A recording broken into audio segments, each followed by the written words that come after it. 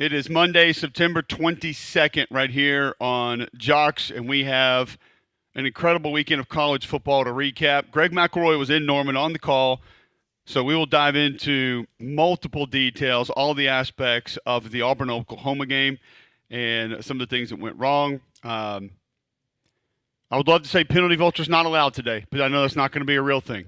So we will probably have that conversation first, try to move on from it. I'm sure many people will want to revisit it. I'll be perfectly frank with you guys. I don't love days like today having to talk about officials and penalties. It's just not my thing. I get it. I also understand it's part of the game. And we've said it on this show many times. One play doesn't decide a football game.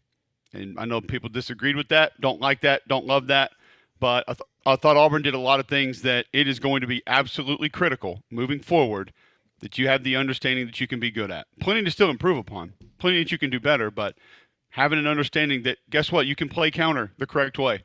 Your defensive line can be disruptive. You can get to the backfield. You can cage a quarterback that's mobile and keep him back there. You can be pretty good in coverage. There were a couple of letdowns, but mostly good in coverage. You have a receiver that can take over a game.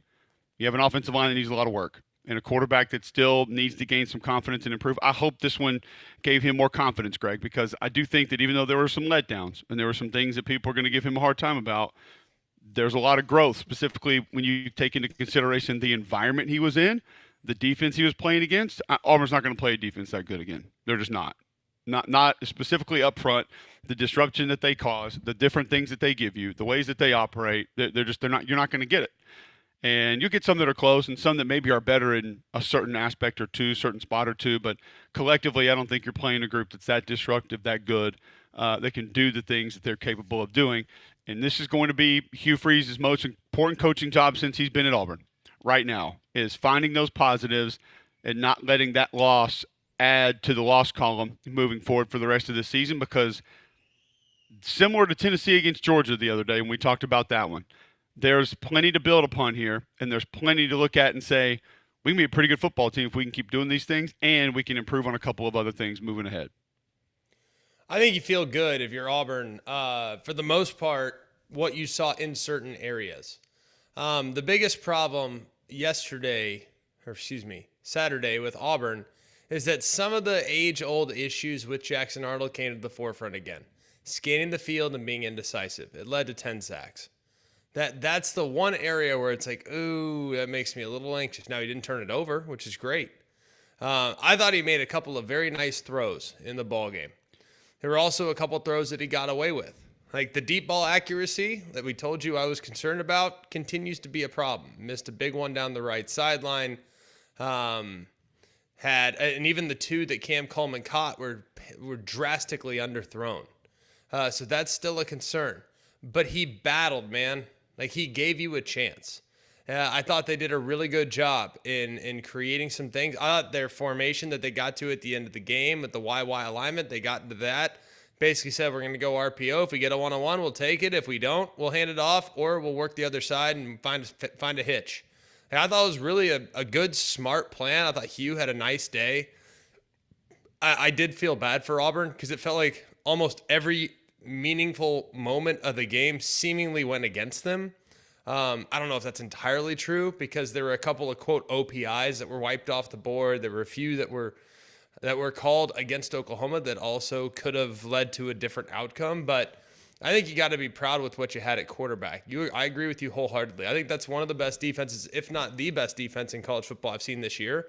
And Auburn was up to the task and moved the ball pretty well.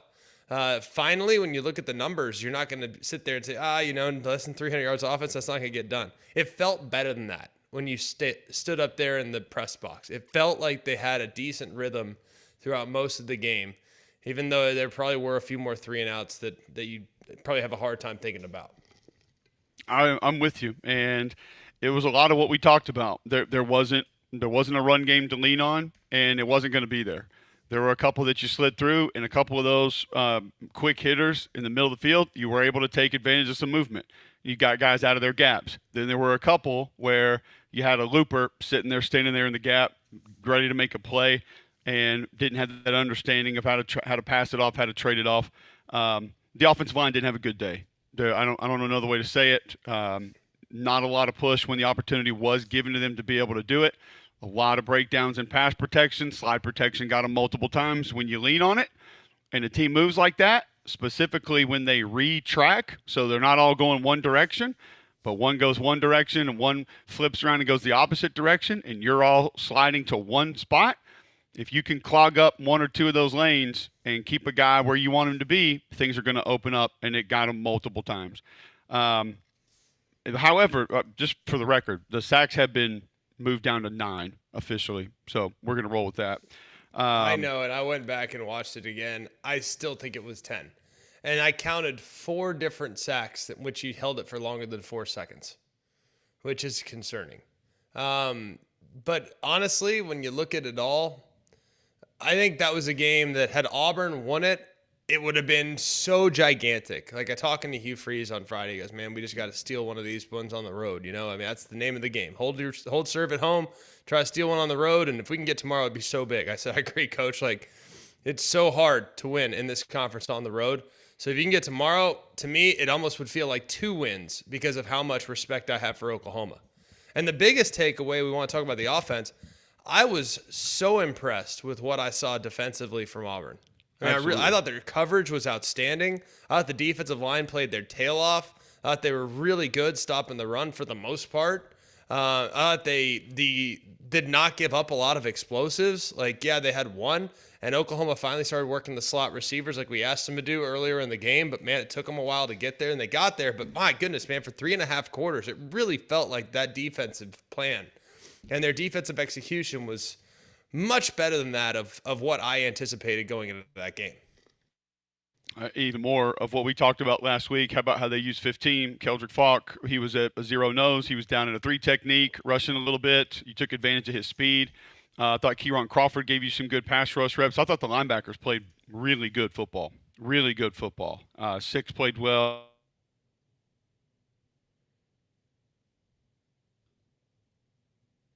To what and the formations and the pre-snap movement that Oklahoma gave them. I mean, they diagnosed plays extremely well on Saturday. Yeah, and it did so throughout, a drive and a half without Connor Lew. You had Wheel in there, or whatever the guy's name is, the Willis, whoever the backup center is, 51. He went in there for a little bit, and I started to think, like, oh, boy, this is not good. You know, against this group especially. Not that 51 won't be a good player at some point. No, I heard you on the call, and you were right. That's a massive loss against that team because of how much happens over that position. It was a big loss, but he managed it. He held his own. He held in there, and they lined up the head up first play, head up nose. Here's Dom Williams, first play. That's what I would have done. Me too. I said the same thing. I'd attack it right now. It's exactly what I would have done. He battled. I thought he actually did a nice job there for a drive and a half or whatnot. It was an interesting game. Obviously, officiating is a massive portion of it. We're going to have that conversation today. If you want to be a part of the show, 800-239-9569. You can get in there. Let us know your thoughts on it. We'll get through the rest of the SEC, get through some national games today. There are teams that have some real issues. There are some teams that look really good. And some, as we talked about last week, if things didn't go their way this week, where would they stand? What would they be moving forward? I think now we start asking those questions of when something's going to take place, because there's a few that you kind of just have to move on from. They're not going to be saved. There's not much they're going to do. Then there are others that you look at and say, all right, you can manage that, but you're going to have to handle it with kid gloves here over the next few weeks to see how that thing goes. We'll have all of those conversations at Mac and Cube. You can tweet into the show. Be a part there. We always appreciate your feedback. We invite you to be a part of the show. You can text in 205-834-9450. Let's just get this out of the way. The scoop and score first and foremost. Yes. I think you're first on the broadcast to say the thing that I'd be watching for here is that this may never have been a catch. I was kind of moving around with some things in Baton Rouge. Had a chance to watch it, sort of. I didn't dial in on every replay. I kind of felt like it was a catch upon when I first viewed it. When you hear the officials talk about it, what were your thoughts on that play? So first thing I said was, all right, first thing you got to determine is, did he have possession of the ball, right? That's what you got to determine first. Anytime it's catch, no catch, fumble, bang, bang, bang, bang, you got to determine, did he ever secure the catch?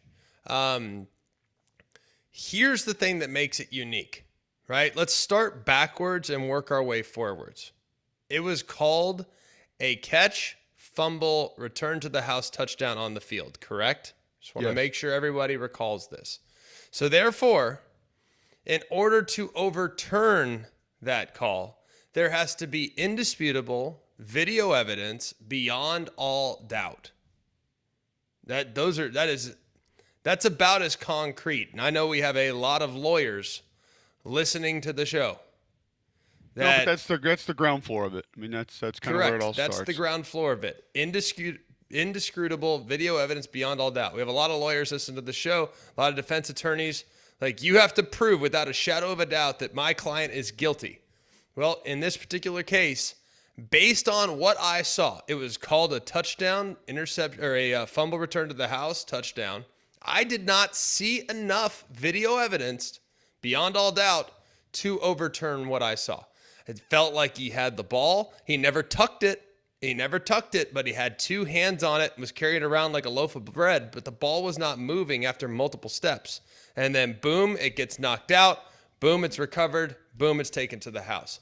I thought, if nothing else, the play would be upheld because it just didn't look like there was enough to warrant it being changed based on what it was called on the field. All right, so I think most people saw it the way that you did. What was the explanation you guys were given on the call? It's catch, no catch. And to be honest, Cole, you sit in those seminars, do you not? Oh, yeah. Like, how many times, and we have logical, level-headed, with the exception of a few, logical, level-headed people that work with us at ESPN that really, truly celebrate the game. And in some cases are former officials and have been around the game.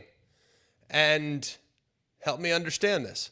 When they put up a play and they're like, all right, is this a catch or a no catch? How often do we have a 60-40 or a 55-45 or a 51-49?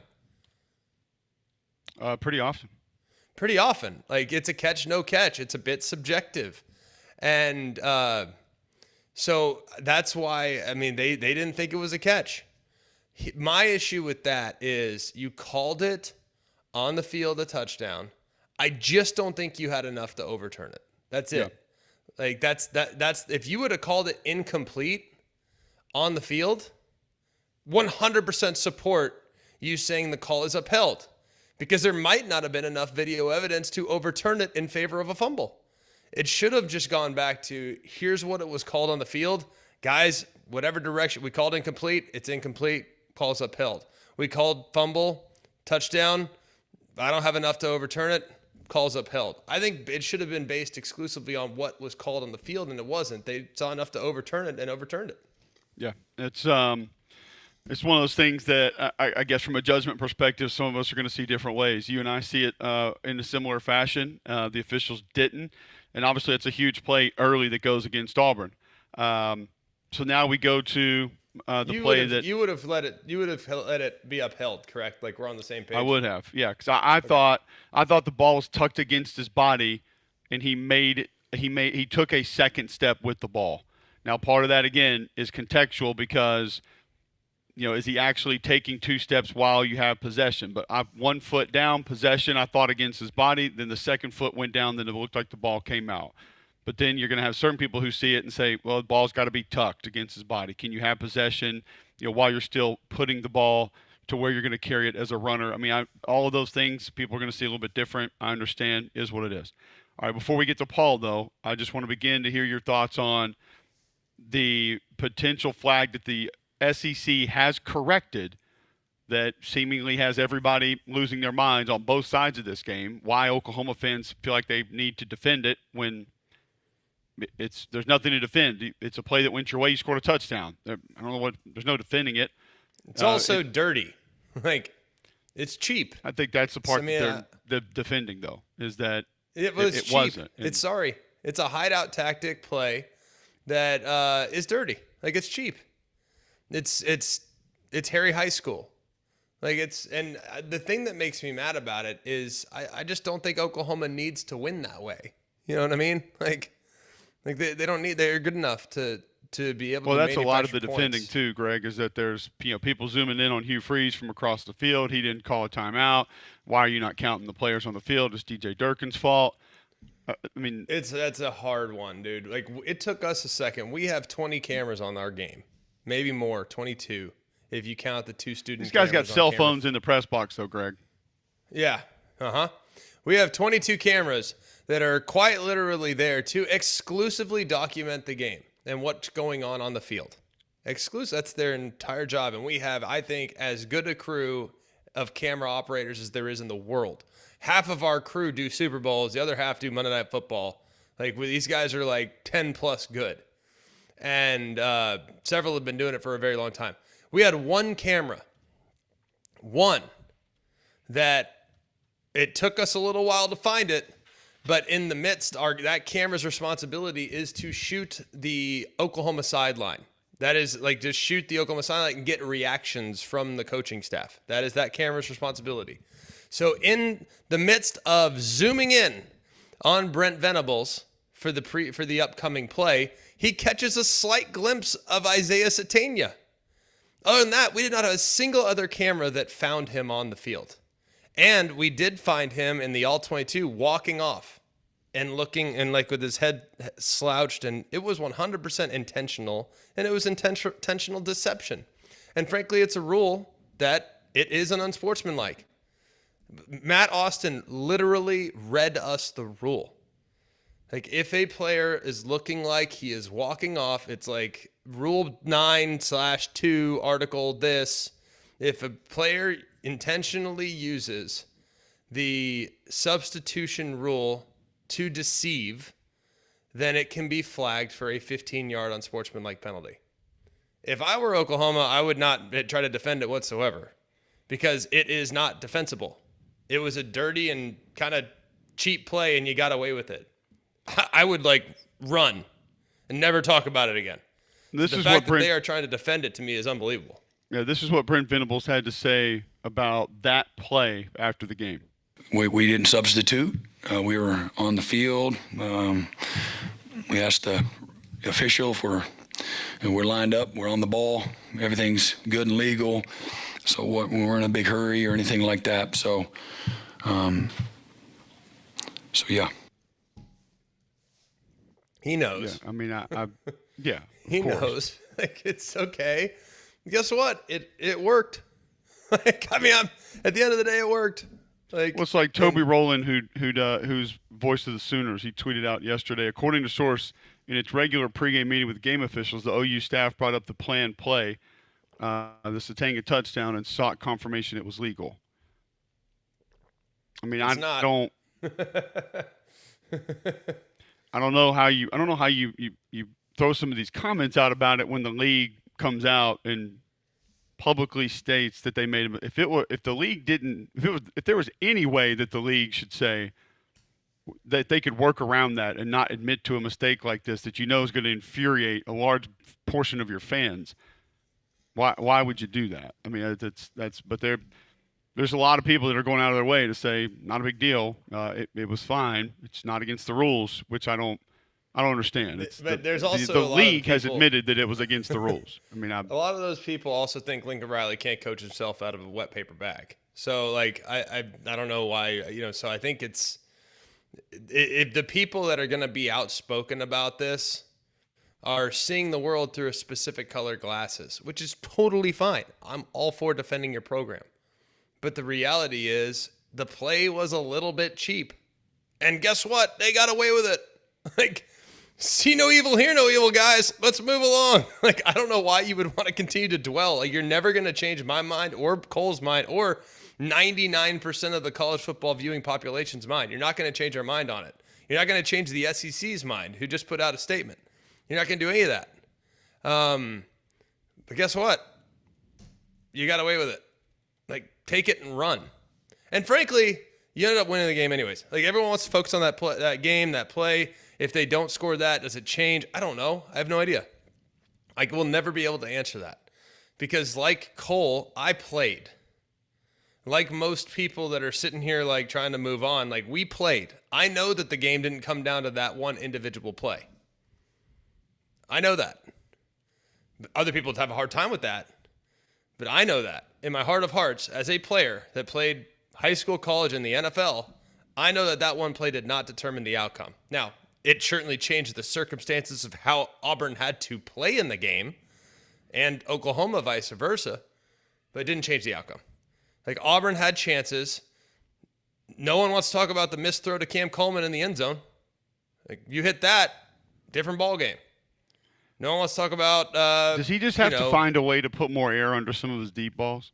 Yes, he's just not great accurate. I mean, the ball up the seam to Cam Coleman. That thing. That was on a line, but Cam Coleman makes a great catch. I mean, the ball down the sideline. He has to adjust, come back, face the football. Underthrown. Yeah, they're way underthrown. Like, deeper, more air, faster. He's got to get rid of the ball faster. But we can talk about that. Like, he played his heart out. He deserves credit in an emotional environment and a return. He played his heart out. He has nothing to apologize for. Could he have been better? Yes, absolutely. But he played his tail off, and it played better than I expected him to play against that defense. So, yeah. But all I'm saying is, it didn't come down to that one play.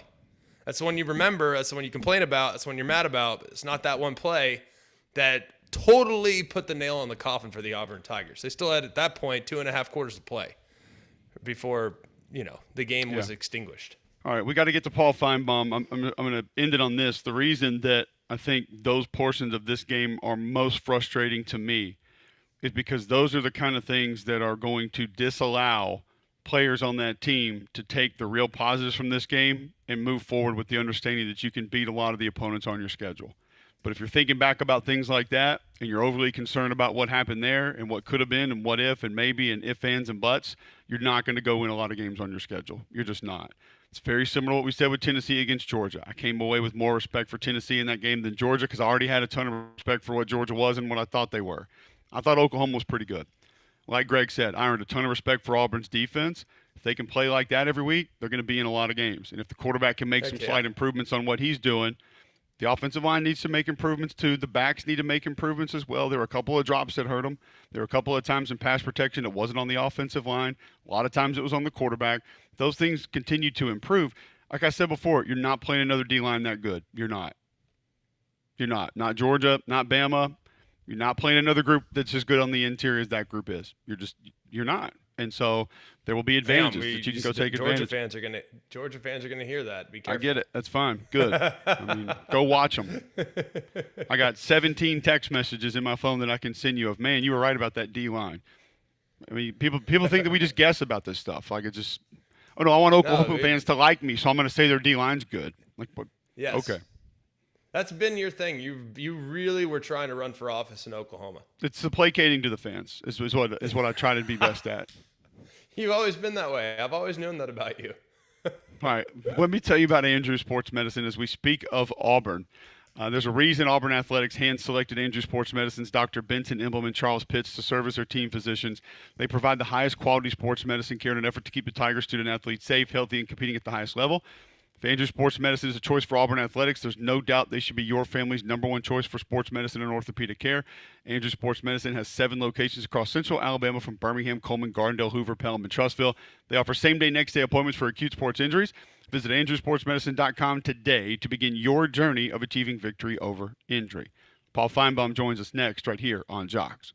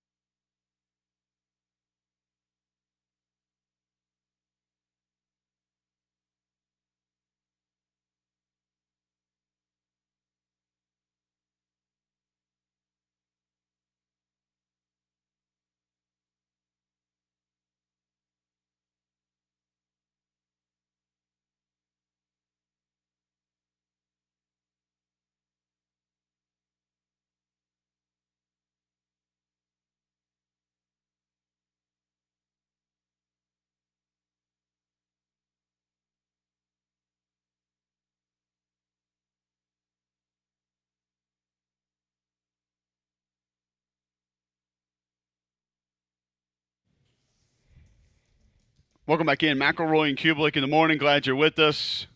It is Monday, September 22nd, 7:27 a.m. on Jocks, jocksfm.com. Apps in your App Store, iPhone, Android. You can download that for free. He joins us each and every week thanks to our friends at Craneworks. From ESPN, the SEC Network, it's Paul Finebaum. Lift it, load it, grade it, grind it, move it, haul it, rig it, dig it, Craneworks, Rentalworks, yeah! The big dog's got it. Paul Finebaum on Mac and Cube in the morning is brought to you by Craneworks.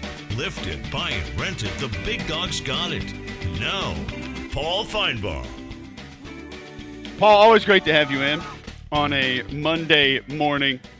I said a little bit earlier that the next couple weeks will be Hugh Freeze's most important coaching job since he's been at Auburn. And I think people will hear that and just think, oh, he's coaching for his job, or if they lose these games, he's going to lose his job.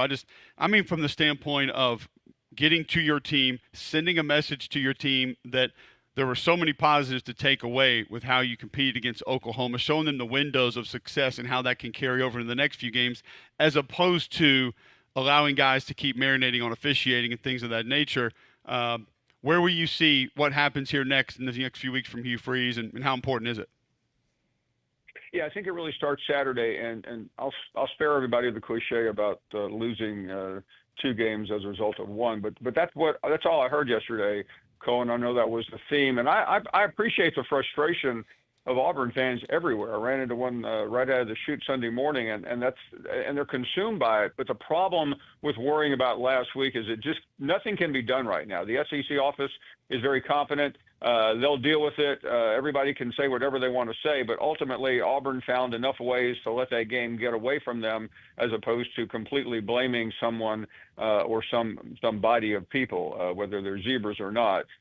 This becomes a critical moment for Auburn, and I don't think Texas A&M is the easiest place to find your seat or save your season, but something has to give here, because between this game and then Georgia coming up in 2.5 weeks, Auburn can't let the season spiral out of control. I agree with you, Cole. I liked a lot of what I saw. Jackson Arnold made some great throws. He made some terrible decisions. There are issues across the board, but I still think this team is better than I thought they were going to be. But can they navigate the schedule? It's ultimately going to be their biggest challenge.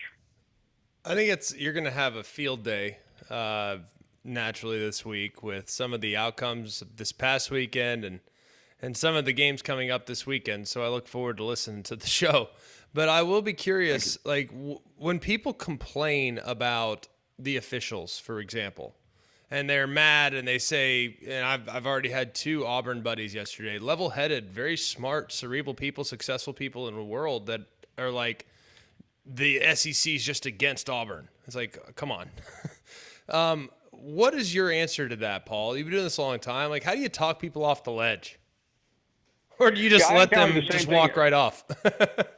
Well, I ran into someone that you may know. I mean, yesterday, an Auburn person. I'll just say no more. And that's all they were consumed with. And and the answer is, what are you going to do about it? I mean, I can't do a single thing.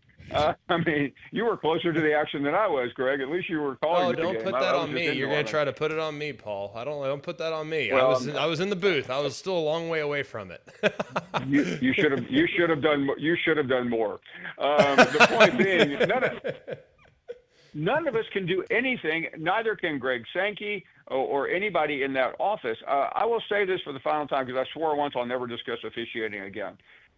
These are competent people. They have help in Birmingham, and they still make mistakes. Okay, let's admit that. But there's not one scintilla of evidence that supports that any of these officials go after one school over another. Is it possible that Nick Saban on the sidelines may have gotten in their head? Yes, because of who he was. But nobody since Bear Bryant and Nick Saban would ever influence an official. And I'm not even sure that did it, except that guys like that are so powerful. But between Brent Venables and Hugh Freeze, the officials didn't care about either one more than the other. So move on. That's not a popular opinion, but it's the only practical way to deal with it, and it's not going to solve a single thing, Greg.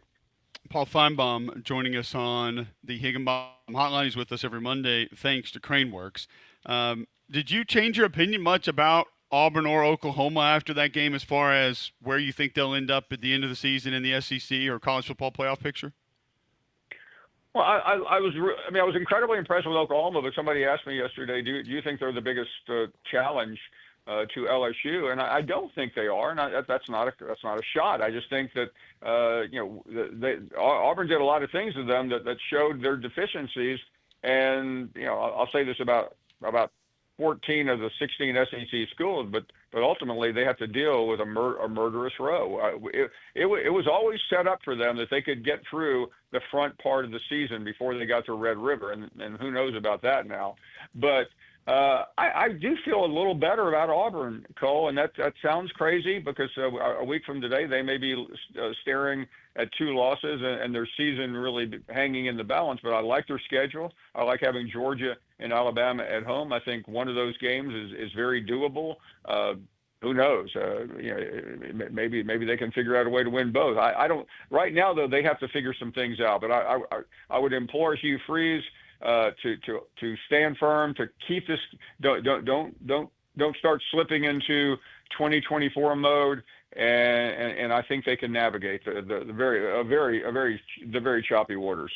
Hold on a second, Greg. Hold on, Greg. Paul, did you just throw them out there, or have you heard from a lot of other people that think LSU is the best team in the league right now? Because you said the biggest challenger to LSU. Well, what I should have said, that was the question I was asked. Gotcha. Understood.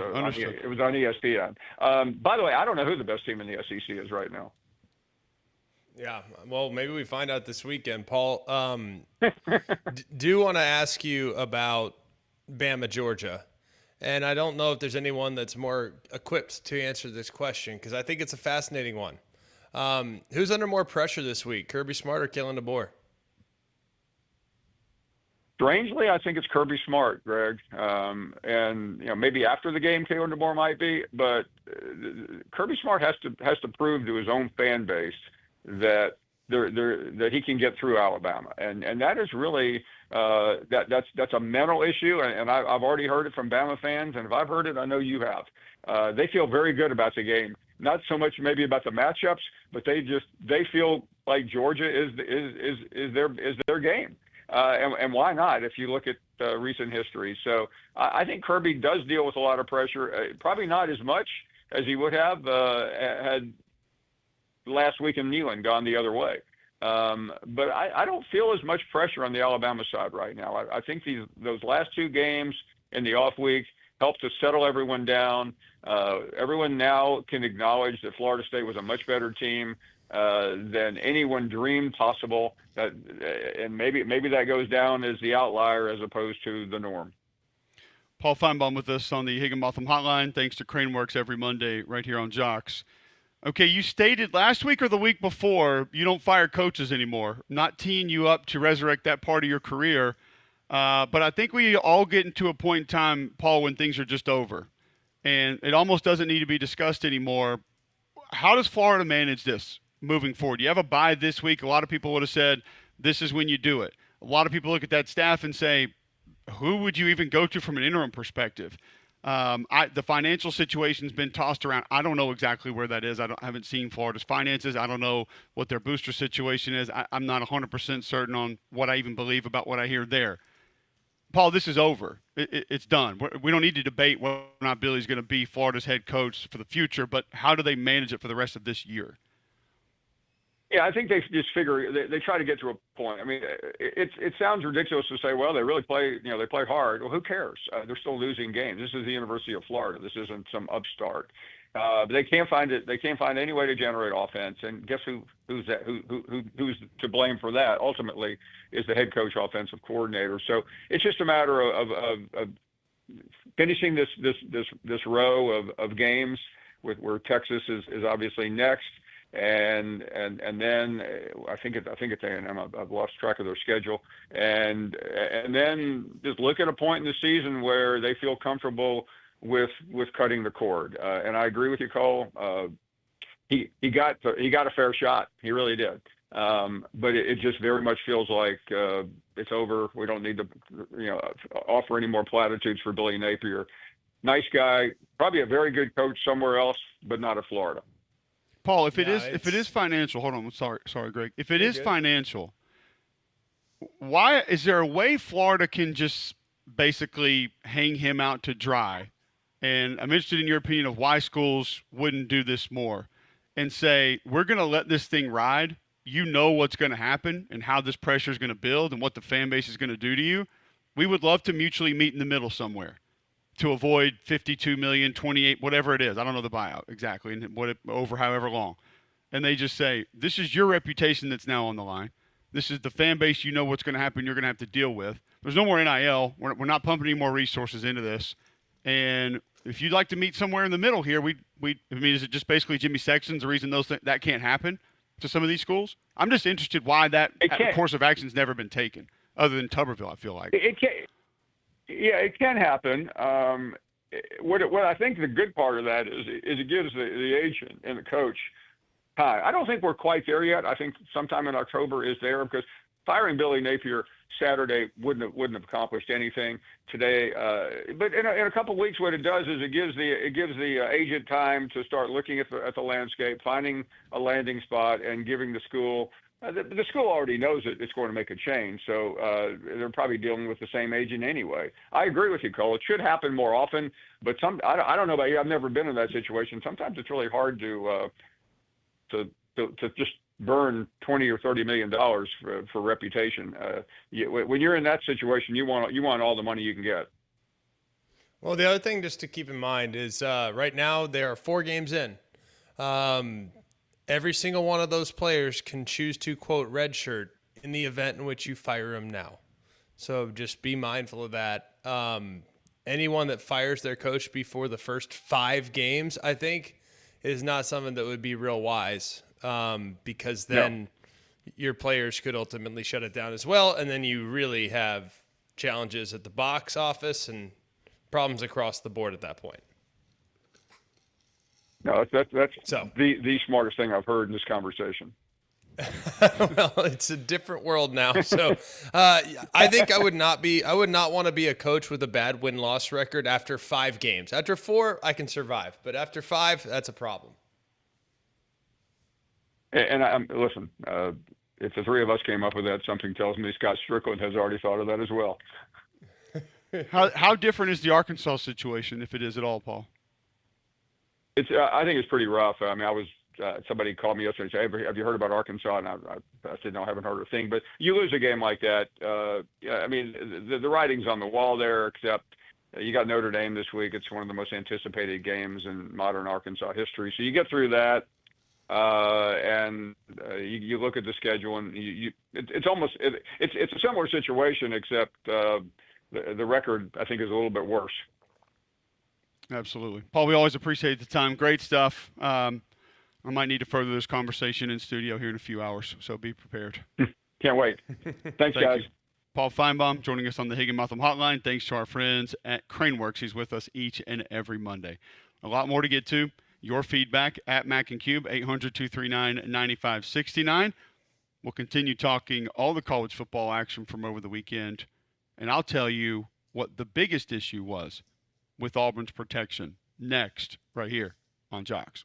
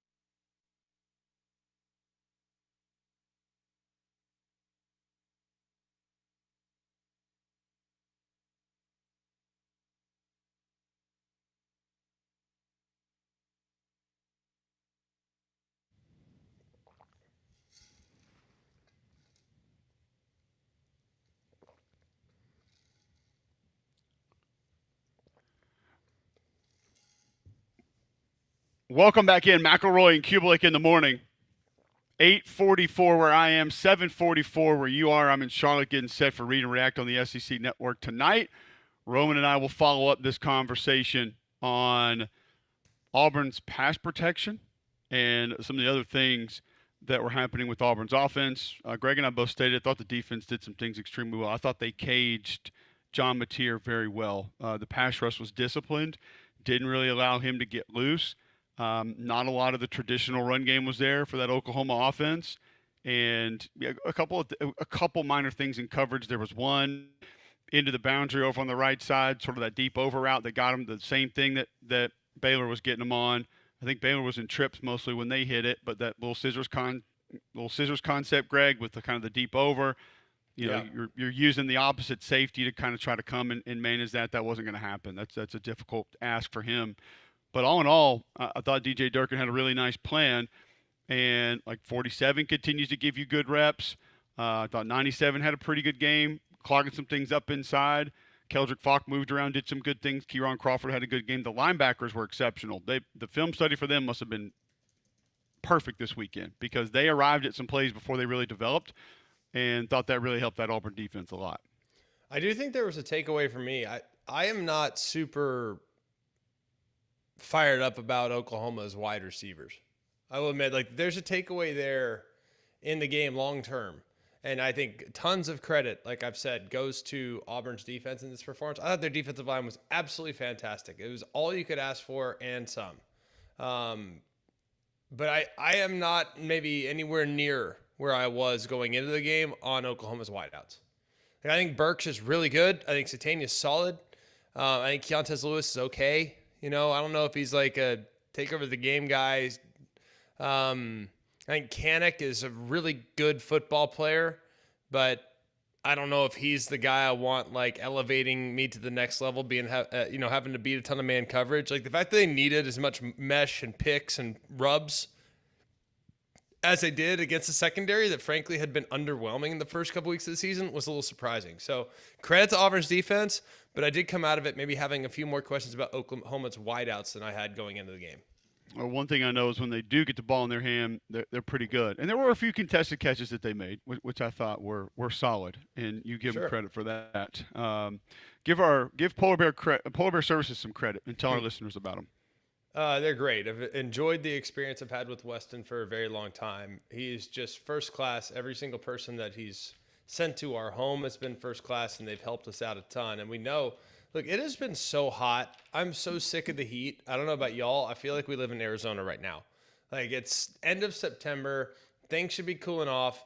And yet I'm sitting out there at 2 o'clock, and I feel like I need to put on 50 SPF because I'm burning and or melting yesterday at Sunday Soccer with JG.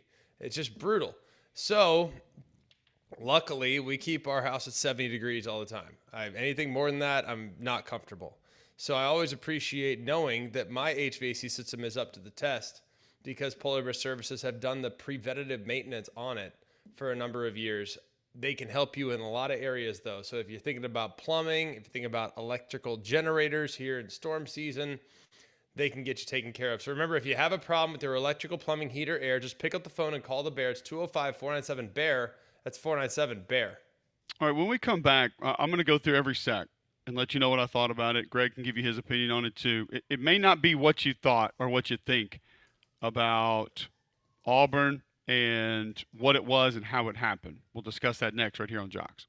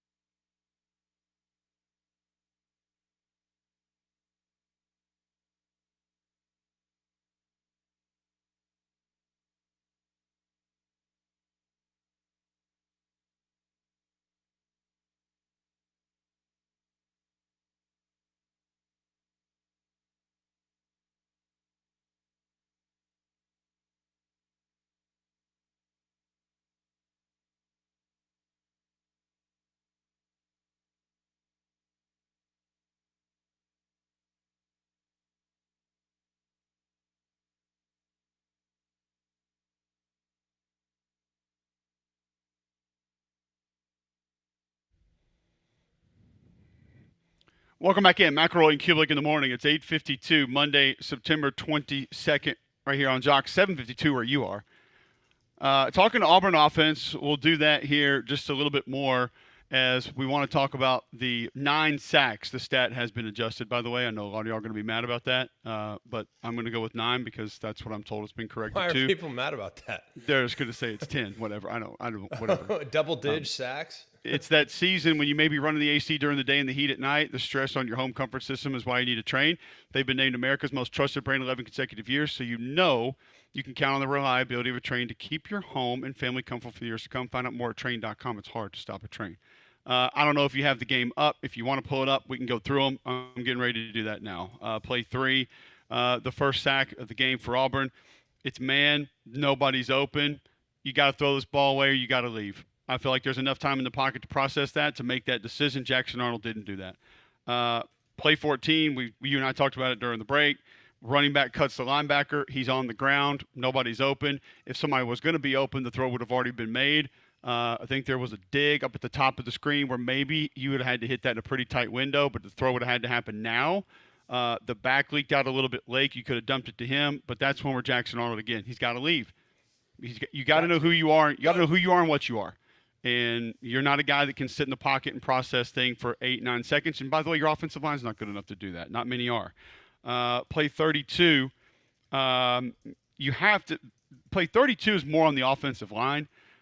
This was one where, again, you get in trouble with slide protection because you slide it to the side that they're not bringing guys to. Oklahoma has your tendencies there. They know which side you're going to slide to. Also, how you don't look at 44 here and know something's going on and coming back inside is irresponsible at best. Your tight end actually manages things one-on-one with a nickel bringing pressure off the edge, and you're not able to pick up a twist well enough inside. Quarterback doesn't leave fast enough, and that one, I'll put that one on the offensive line. I'll also put it on scheme. Can't rely on slide protection. By the way, me and Brian Kelly had an awesome slide protection conversation before our game. I'll share with you later. Oh, boy. Here we go. 33, same thing as we talked about before. You got to throw the ball away or you got to run. There's nobody open. It's essentially a 3-man rush in which the offensive line stalemates. You have a spy who's, by the way, a lot faster than you are in Kip Lewis. So when you leave the pocket and see that he has a beat on you, you got to get rid of that football, plain and simple. I don't really justify that as actually a sack. I mean, that's almost like a quarterback in tackle behind the line of scrimmage. It should have been counted as that. We go to play 45. The left tackle, I think, here can be just a little bit better.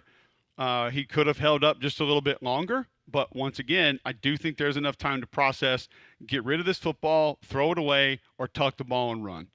But the left tackle gets beat.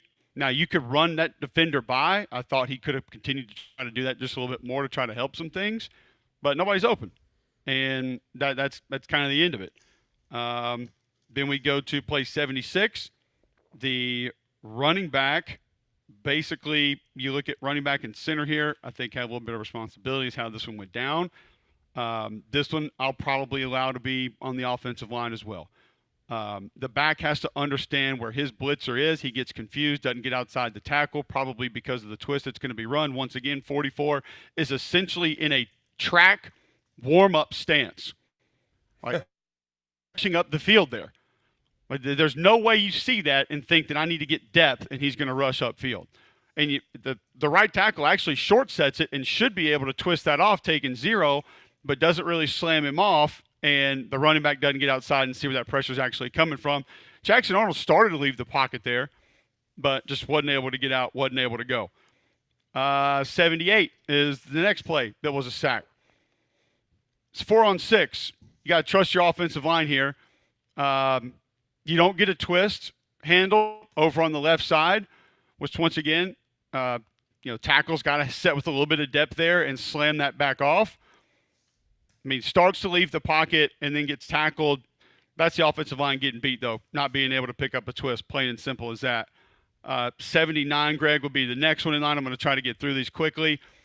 You just got to get this ball out. I mean, you allow Grayson Halton to come from opposite your right tackle across 3 gaps and tackle you when you're trying to leave the pocket. Just can't happen. We'll discuss the last one next.